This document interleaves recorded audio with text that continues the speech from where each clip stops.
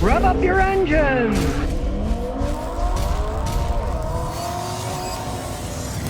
Well, here's an email about how bad Chevy Volts are. Check this out. Carrie says, my brother-in-law leased a Chevy Volt that would never charge completely on his 220-volt charger. They couldn't make a simple trip from Kingsburg, California to Fresno, California because it would not have enough in reserve to drive around Fresno and come home. It was less than a 100-mile road trip. After the lease is up, they went back to gasoline. Yeah, I mean, they're not very well made. They don't have range. It's an annoyance for most people. Why they keep pushing them, no one really knows. These people in corporations, as they say, they're dead from the neck up. They just surround themselves with yes people that, oh yeah, great idea, let's all go to this, great idea. Kind of like Budweiser when they had that campaign. And then everybody started saying, wait a second, we drink Budweiser beer. We don't like that image for our beer drinking. Obviously, they all got together in a meeting before and they all thought, oh, this is a great idea. Let's include everybody in our beer stuff, right? Hey, it's their market. It's a redneck beer. Rednecks drink Budweiser, right? Why use a non-redneck spokesperson? It's beyond me. Well, those people are all dead from the neck up, and in the car industry, it is no different. They're like sheep. They all follow each other. They started following down this electric car line. Bah, bah, bah, bah. And the public's like, hey, we're not going to buy the stupid things. Or the people that do buy them or lease them are saying, ew, like this person. That stunk. Well, I'll never get another one of those things. Well, why do new cars fall apart so quickly? Well, check out this picture that one of you viewers sent. All the electronics inside a van taken apart. And that is indeed one of the reasons they fall apart so quickly. The proliferation of insane electronics. Some vehicles have over 100 separate computer modules in them. Not just one computer, 100 separate computer modules with wires everywhere connecting them. They're not wireless. And then you've got a main bus line that's kind of like your spine that has low speed, mid speed, and high speed communication all occurring on the same wire. It creates more hassles when these things need to be fixed. And of course, even a minor wreck can finish them off. Because if it starts shorting the wiring out and you got 100 computer modules and it starts shorting them out, almost impossible to fix unless you have an unlimited budget. But I've had more customers get in a wreck, a reasonable size wreck, not enough to total the car, but a big wreck. They get their car back, it's never the same. They never fix them correctly.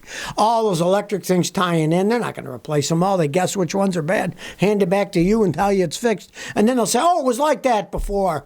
We don't fix that. That had nothing to do with the wreck.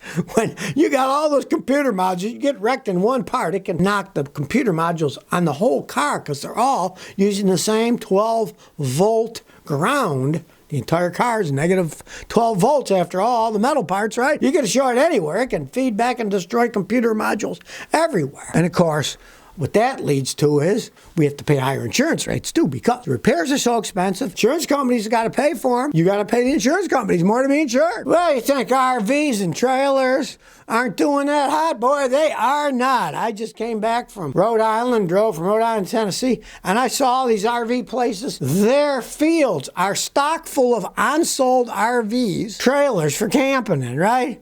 Well, Colorado Teardrops, it makes a cool little teardrop trailers, right?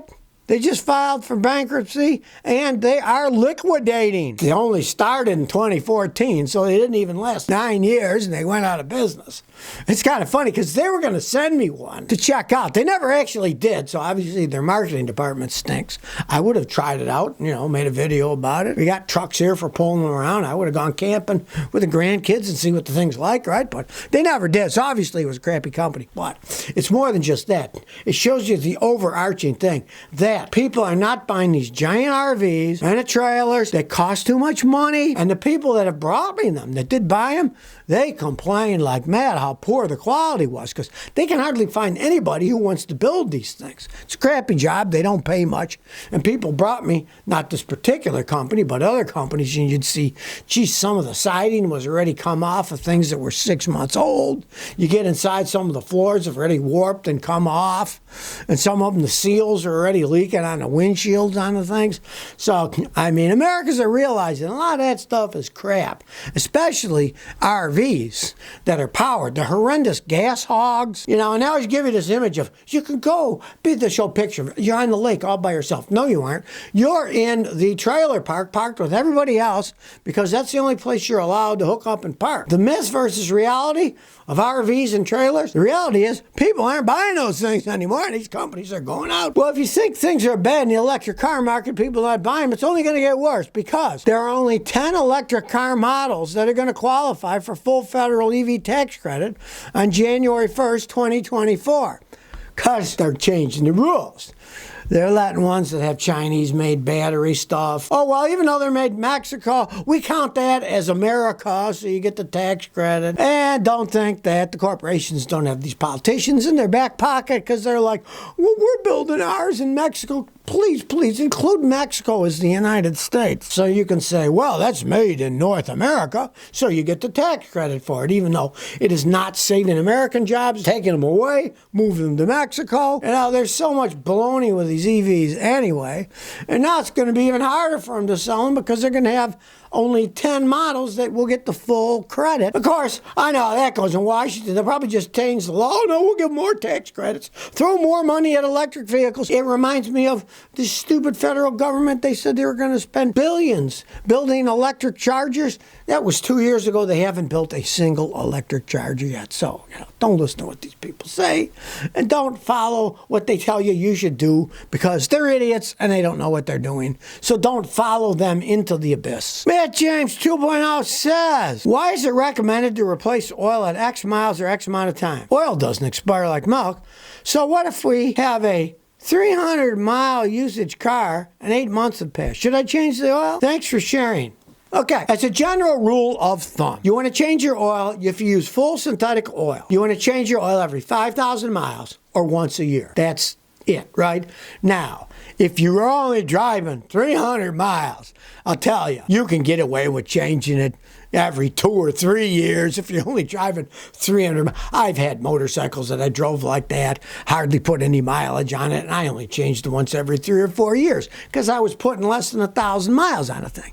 Synthetic oil can handle that kind of stuff. But the big boys say, well, you want to change your oil every year or every 5,000 miles. Now, if you're using conventional oil and not synthetic oil, then I'd say change it 3,000 miles or once a year, regardless, because it will break down into sludge more than the synthetic oil will. I couldn't resist this headline. Southwest Airlines is praised for customers of size policy. Okay, now, they're being praised. They're being praised by people of size, of course. One woman's got some website, and she's huge, and her followers are all probably huge too, right? Whatever happened to society of people trying to help people out correctly? It's like, there's obviously something wrong. If you're 400 or 500 pounds, there's something wrong. You need to see a doctor, you need dietary restrictions, whatever. Instead of going at the root problem of, let's help these people out. They're going to get diabetes, they're going to die of heart attacks, they're going to have high blood pressure. Don't say, oh, this is fine, we'll adapt our society to you. That doesn't make any sense if you have an overall picture of society doing the right thing. If people are uneducated, what should we do? We should educate them, right? Not, okay, well, they're not educated. Let's all be uneducated. No, that's not the right thing. Let's bend over backwards to the uneducated people. No, let's bring the uneducated people up so they're educated. We should not be kowtowing to people who have problems, If they got a problem like that, let them pay for an extra seat. That's all I got to say. That's your penalty. You got to pay extra. I would be furious if I found out that I was on a plane and I had a ticket and I got bumped out because somebody wanted the other seat that they weren't paying for because they were too large to fit on the seat. And they'd get an anti-Darwin award for kowtowing to people instead of helping them out of their problems, saying, oh, what are your problems? It's not really a problem. We'll all bend over backwards, give you a free seat. You need 2 seats. What the heck? We'll just give it to you. Instead of trying to help them out of their problem, you're just kowtowing to their problem. And that's not a good thing in the long run. It just isn't for society. It isn't for anybody to say that something that's abnormal is okay, we'll just adapt to you. You don't have to adapt to society. You don't have to adapt to a healthy regime. We'll just adapt to you. So if you never want to miss another one of my new car repair videos, remember to ring that bell.